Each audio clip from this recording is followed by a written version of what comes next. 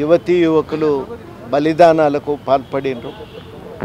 కొందరు వేగంగా వస్తున్న రైలు బండికి ఎదురుగా వెళ్ళి చనిపోతే మరికొందరు తమను తాము కాల్చుకొని తెలంగాణ కోసం ఆహుతయ్యారు.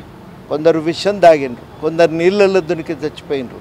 మొత్తం మీదనైతే తెలంగాణ రాష్ట్ర సాధన కోసం 650 మంది బలిదానాలకు పాల్పడి అమరులై తిరిగి రాని లోకాలకు వెళ్ళిపోతే మరో 650 మంది తెలంగాణ రాష్ట్ర సాధన ఉద్యమంలో పాల్గొంటూ ఆనాటి పరిస్థితుల్లో ఆవేదనకు గురై, ఒత్తిళ్లకు గురై, మానసికమైన క్షోభతో వాళ్ళు చనిపోవటం జరిగింది.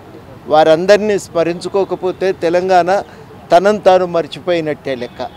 తెలంగాణ చరిత్ర మనం మర్చిపోయినట్టే లెక్క. వారు లేకపోతే తెలంగాణ సాధ్యమయ్యేది కాదు. ఏ రాష్ట్ర సాధన ఉద్యమాన్ని ఉవ్వెత్తున ఒక కెరటంలాగా అది లేచిందంటే మరి వీళ్ళందరి యొక్క త్యాగాలు దాని వెనకాల ఉన్నాయి. వారు చేసినటువంటి ఈ త్యాగాలను గుర్తుపెట్టుకోకపోతే తెలంగాణ ఇవాళ తనను తాను మర్చిపోయినట్టే లెక్క. గత 10 ఏళ్ల కాలంలో ఒక వ్యక్తి, ఒక కుటుంబమో తెలంగాణ తెచ్చిందనే ఒక తప్పుడు చరిత్ర ప్రచారంలో ఉంది. వాస్తవానికి తెలంగాణ రాష్ట్రం ఏర్పడటానికి అనేక మంది త్యాగాలు కారణం, అనేక మంది బలిదానాల పునాది మీద ఏర్పడినటువంటి రాష్ట్రం ఇది. వారిని గుర్తు చేసుకునేటువంటి లక్ష్యంతో ఇవాళ మహాలయ అమావాస్య తెలంగాణలో మనం పెత్రమాసగా పిలుస్తాం.